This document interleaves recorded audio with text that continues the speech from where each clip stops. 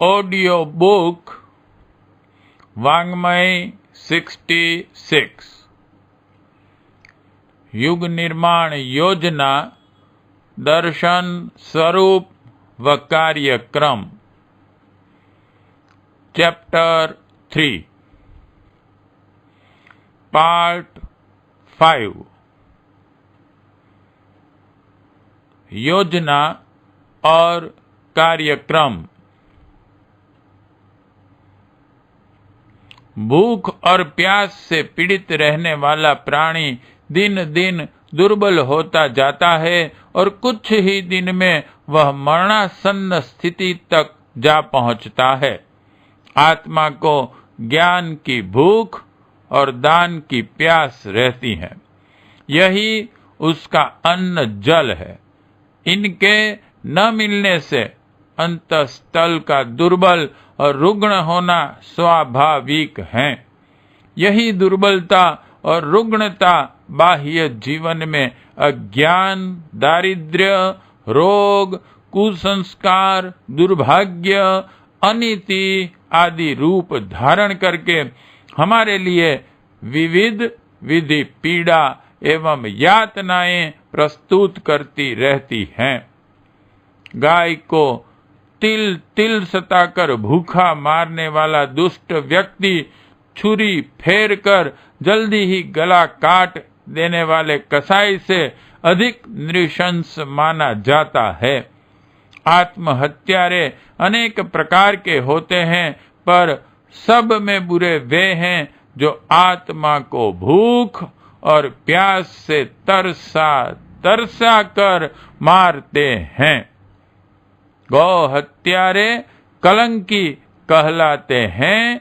इन आत्महत्यारों को क्या कहा जाना चाहिए, वैसा शब्द ढूंढने से ही मिलता है या मिलेगा।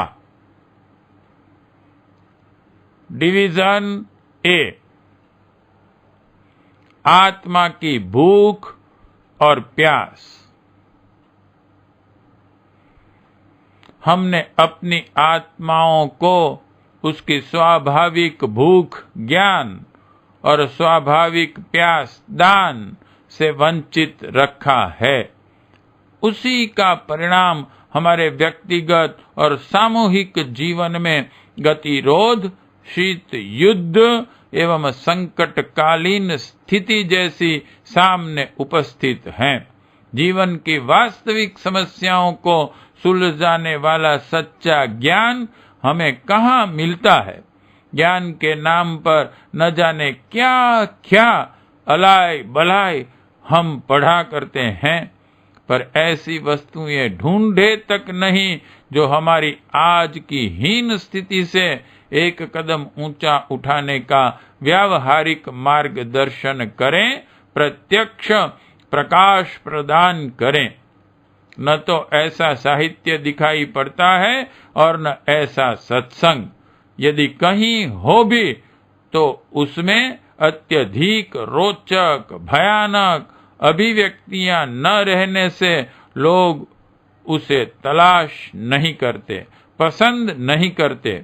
इसी प्रकार दान की समस्या है। दान के नाम पर हर रोज ही जेब कटाते रहते हैं, पर जिसे मानव अंतरात्मा की सत्प्रवृत्तियों में अभिवृद्धि हो या गिरे हुओं को, पीड़ितों को ऊपर उठाने का सहारा मिले, ऐसा विवेकपूर्ण दान कौन करता है।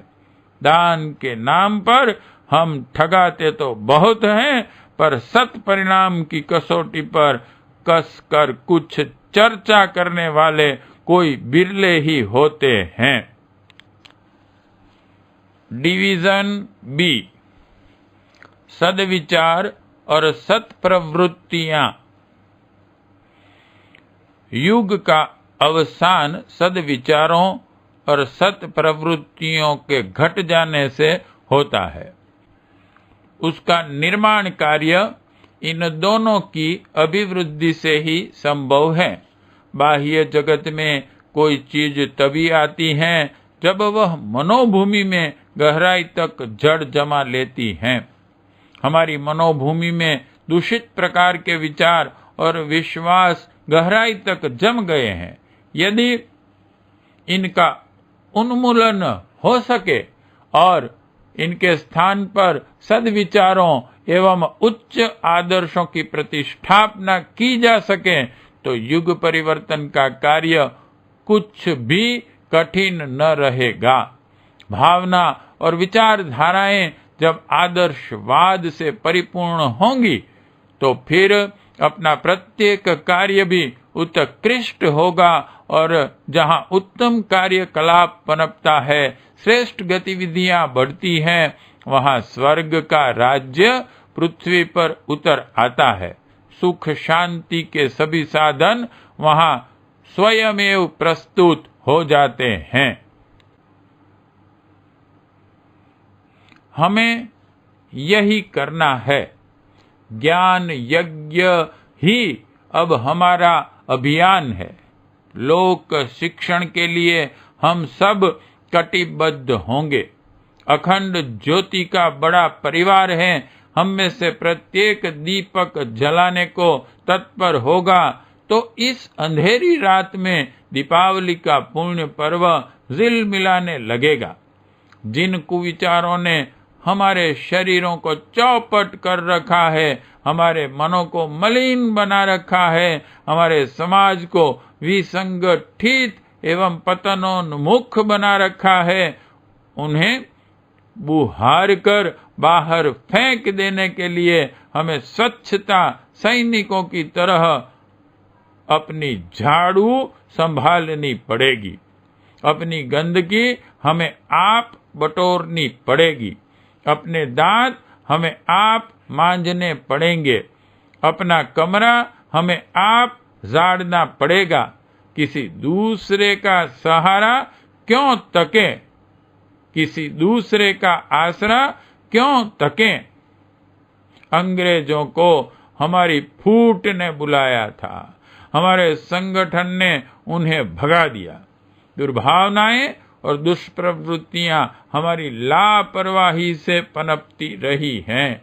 जब उनके उन्मूलन का व्रत धारण कर लिया जाएगा और उसके लिए एक प्राण, एक मन होकर जुट जाया जाएगा तो वे कब तक ठहरेंगे, कहां तक ठहरेंगी।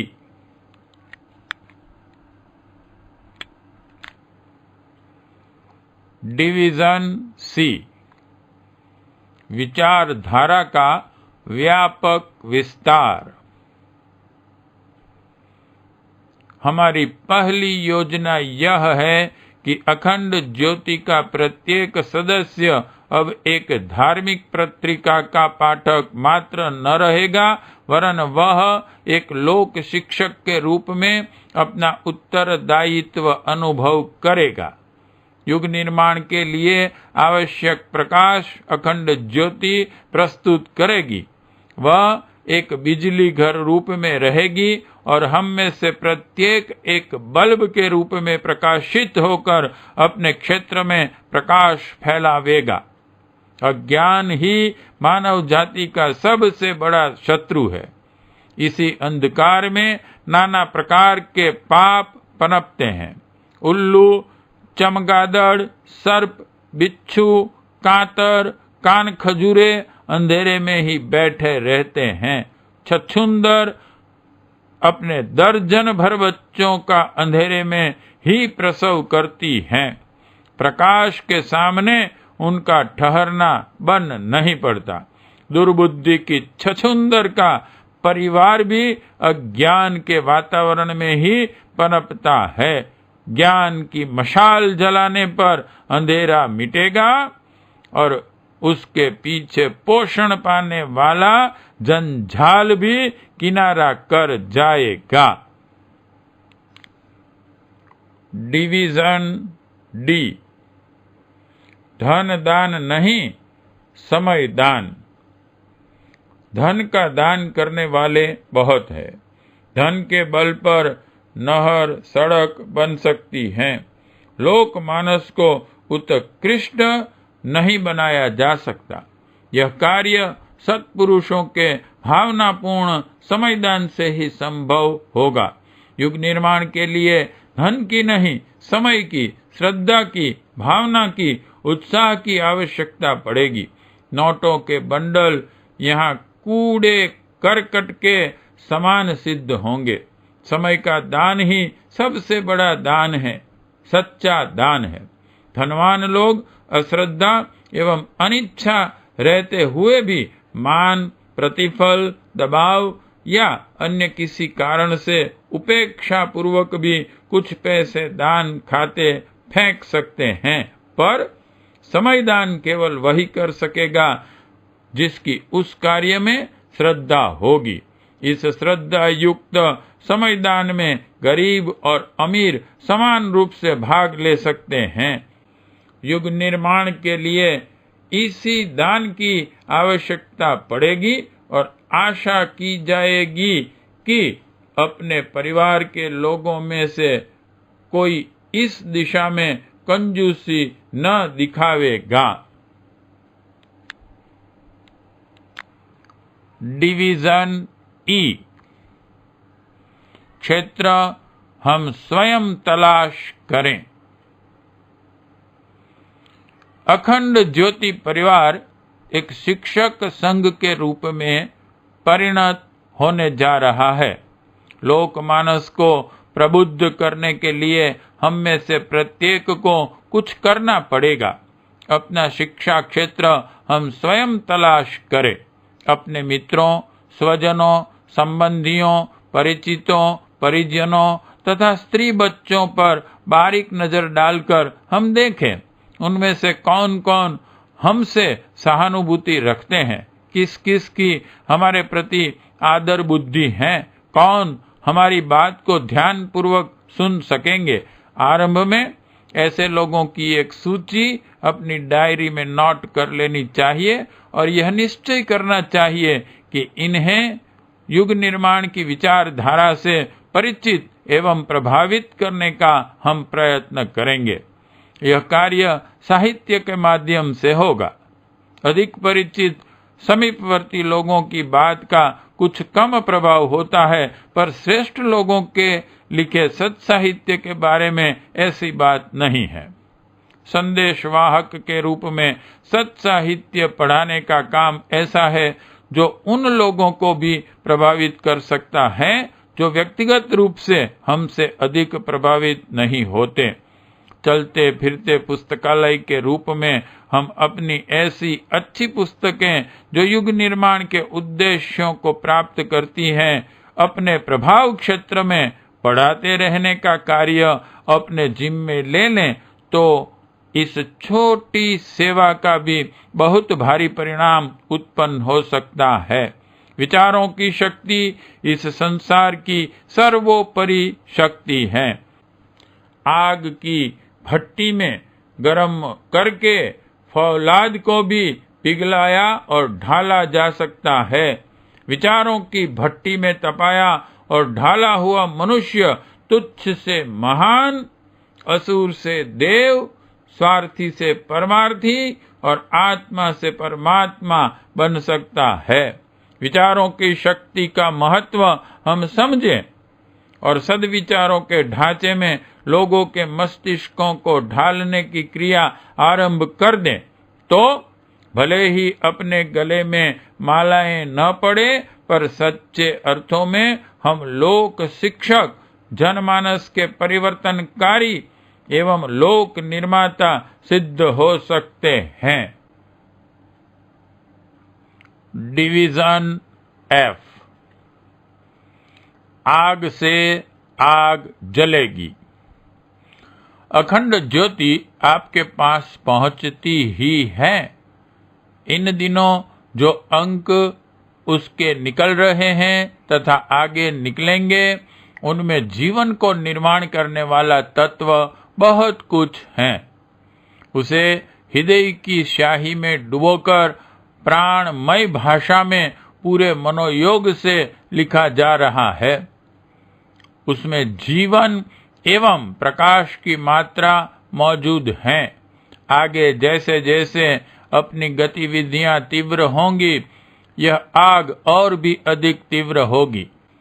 इन अंकों को अधिकाधिक लोगों को पढ़ाया जाना चाहिए।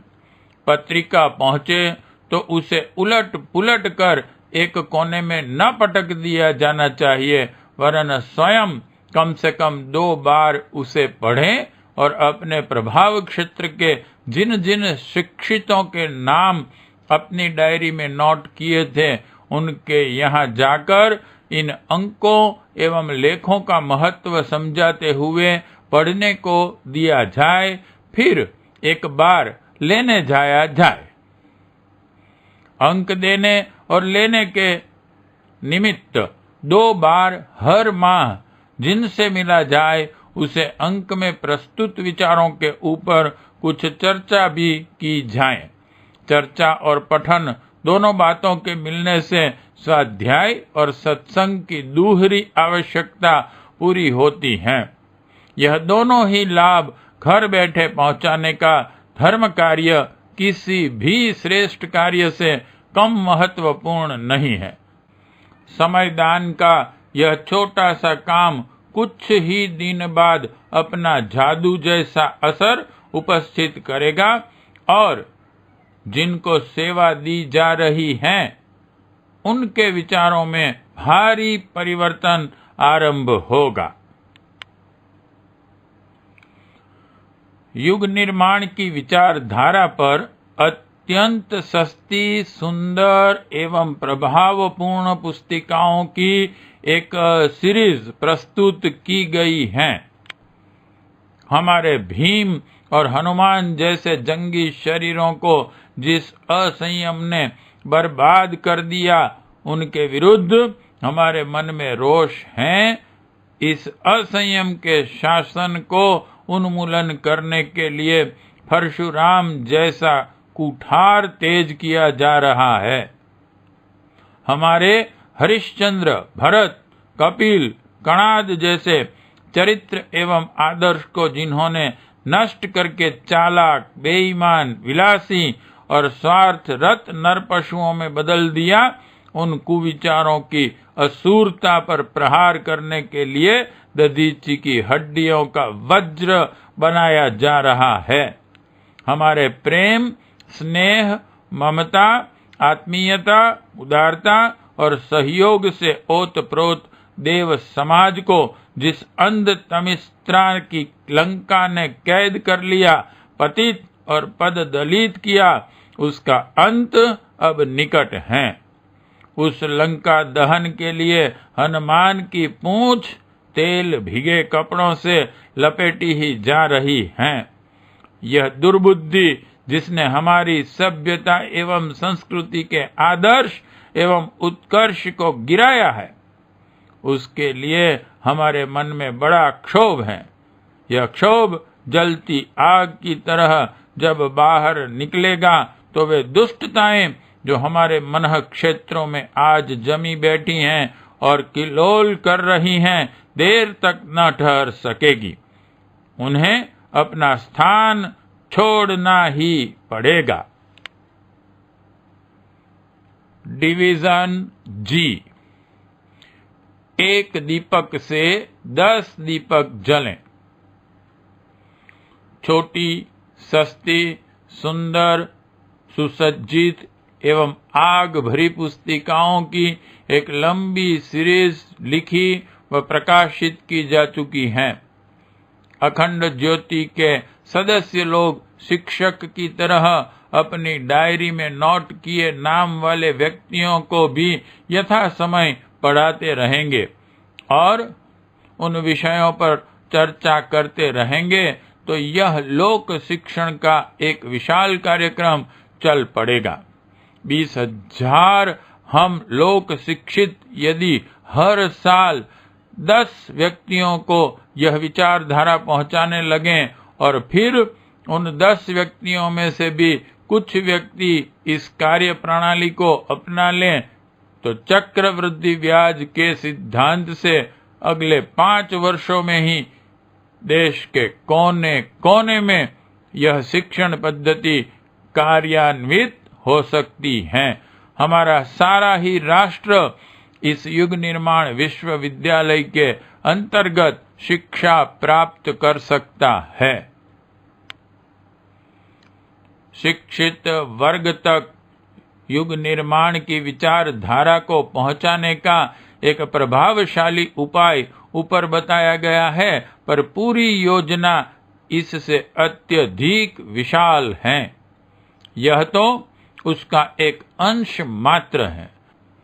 हमारे देश में अशिक्षित समाज शिक्षितों से कहीं अधिक बड़ा है। उसके लिए पढ़कर सुनाने, समझाने, सत्संग एवं प्रवचन की शैली ही कारगर हो सकती है। अपने घर में ही कई स्त्री बच्चे ऐसे होते हैं जो पढ़े लिखे नहीं होते, पर सुन समझ तो वे भी सकते हैं। कथा, कहानियों, संस्मरणों एवं घटनाओं का मनोरंजक प्रसंग बनाकर बड़ी से बड़ी शिक्षाएं उनको हृदयगम कराई जा सकती हैं। यह सुनाने समझाने का गुण भी हमें अपने में पैदा करना पड़ेगा। संकोच, झिझक, ज़ैप, शर्म, बड़प्पन की बीमारियों को इस मार्ग में बाधक नहीं होने देना चाहिए। सत्कर्म में बाधा डालने वाले दुष्ट दुर्जनों की तरह यह दुर्गुण भी बड़े बंधन सरीखे हैं। उन्हें भी तोड़ फोड़ ही डालना चाहिए। नारद जी भगवान का संदेश पहुंचाने के लिए घर घर भक्ति का प्रचार कर सकते हैं। शंकराचार्य पैदल द्वार द्वार पर धर्म का अलख जगा सकते हैं। मीरा भक्ति की निर्झरणी बहाने के लिए यहाँ वहाँ नाचती फिर सकती हैं, तो क्या हम उनसे भी बड़े हैं जो लोक शिक्षण में झिझकें, शर्मावें, अपमान अनुभव करें? यह कार्य बड़प्पन को घटाने वाले नहीं, बढ़ाने वाले हैं। सन्निपात के मरीज की गाली सुनकर भी विचारशील डॉक्टर अपना इलाज छोड़ते नहीं। बेवकूफों का उपहास एवं तिरस्कार हमें अपने पथ से विचलित क्यों कर सकेगा? अशिक्षितों को भी सद्विचारों की शिक्षा दी जा सकती है। उन्हें इकट्ठे करने के लिए कोई न कोई आकर्षक तरीका ढूंढ निकालना हर बुद्धिमान आदमी के लिए संभव हो सकता है। डिवीजन एच, सत्संग और स्वाध्याय का समन्वय। शिक्षितों को साहित्य के सहारे और अशिक्षितों को सत्संग के सहारे प्रबुद्ध करने की प्रक्रिया को अपनाना लोक शिक्षकों का आवश्यक कर्तव्य है। यह प्रक्रिया जितनी तीव्र एवं भावनापूर्ण होगी, उतना ही लोकमानस अधिक प्रभावित होगा। विचारों में आवश्यक परिवर्तन हो जाने पर, मनोभूमि के अनुकूल हो जाने पर, तत्संबंधी प्रतिभाओं, आंदोलनों, विरोधों एवं प्रतिरोधों की प्रक्रियाएं भी बन सकती हैं और उन्हें सफलतापूर्वक बढ़ाया भी जा सकता है, पर उसके लिए जनमानस की प्रबुद्धता आवश्यक है। पहला स्तर यही है। प्रत्यक्ष रूप अगले स्तर पर आवेगा। पहले विचार, पीछे कार्य की परंपरा सदा से रही है, वही अब भी रहेगी। डिवीजन आई, प्रवृत्तियों के अन्य आयोजन। दीवारों पर वाक्य लिखना, जहां तहां ध्यान आकर्षित करने वाले पोस्टर लगाना आदि तरीके भी उपयोगी हो सकते हैं। ऐसे कामों को कोई व्यक्ति अकेला भी कर सकता है। ऊपर की पूरी योजना ऐसी है जिसे अकेला मनुष्य कार्यान्वित कर सकता। पत्रिका तथा पुस्तकें पढ़ाना, अशिक्षितों को इकट्ठे कथा कहानियों द्वारा या पुस्तकें पढ़कर सुनाना, वाक्य लिखना या पोस्टर लगाना, यह कार्य कोई भी अकेला आदमी कहीं भी करता रह सकता है। जब तक विचार पुस्तिकाएं नहीं छप जाती, तब तक अपने पुस्तकालय की अन्य उपयोगी पुस्तकें पढ़ाते रहने का सिलसिला चलता रह सकता है। जहां कुछ लोग एक विचारधारा के हैं, वे संगठित होकर इस कार्य प्रणाली को चलाते रह सकते हैं। गायत्री परिवार नाम जिन्हें पसंद है, वे उसी नाम से संगठन चलाते रहें। जिन्हें उपासना में अधिक रुचि नहीं, समाज सेवा के कार्यों तक ही जिनकी अभिरुचि है, वे युग निर्माण योजना के नाम से भी अपना संगठन रख सकते हैं। जहां प्रचारात्मक स्तर से आगे बढ़कर कुछ रचनात्मक कार्य करने या आंदोलनात्मक प्रवृत्ति चलाने की स्थिति है, वे वैसा भी कर सकते हैं। अपनी बुराइयों को छोड़ने और अच्छाइयों को अपनाने का 20 सूत्री कार्यक्रम पहले भी चलता था। जो लोग प्रभावित होते थे, वे उस प्रकार के प्रतिज्ञा पत्रों पर हस्ताक्षर करते थे। वह गतिविधियां भी इसी योजना से संबंध है, पर प्रतिज्ञाओं से पहले उन विषयों पर पूरा विश्वास जमाने के लिए मनोभूमि में गहराई तक उन बातों के लाभ हानि पर विश्वास जमाया जाना आवश्यक है। अन्यथा वह प्रतिज्ञाएं भी दिखावटी रहती हैं और कुछ ही दिन में टूट जाती हैं। जड़ें मजबूत होने से ही ऊपर का आधार सुदृढ़ होता है। बिना समझे गायत्री उपासना करने वाले भी कुछ दिन बाद उसे छोड़ बैठते हैं। उसी प्रकार क्षणिक उत्साह में की हुई प्रतिज्ञाएं भी टूट ही जाती हैं। जड़ की मजबूती के लिए विचार मंथन का पूरा अवसर मिले, तभी भावना में परिपक्वता आएगी। डिवीजन जे, बसंत पंचमी से शुभारंभ। बसंत पंचमी अखंड ज्योति परिवार द्वारा आरंभ की जाने वाली प्रवृत्तियों का शुभ मुहूर्त है। इसी दिन अखंड दीपक स्थापित हुआ था। इसी दिन हमने अनुष्ठान आरंभ किए थे। इसी दिन मथुरा में आना हुआ था।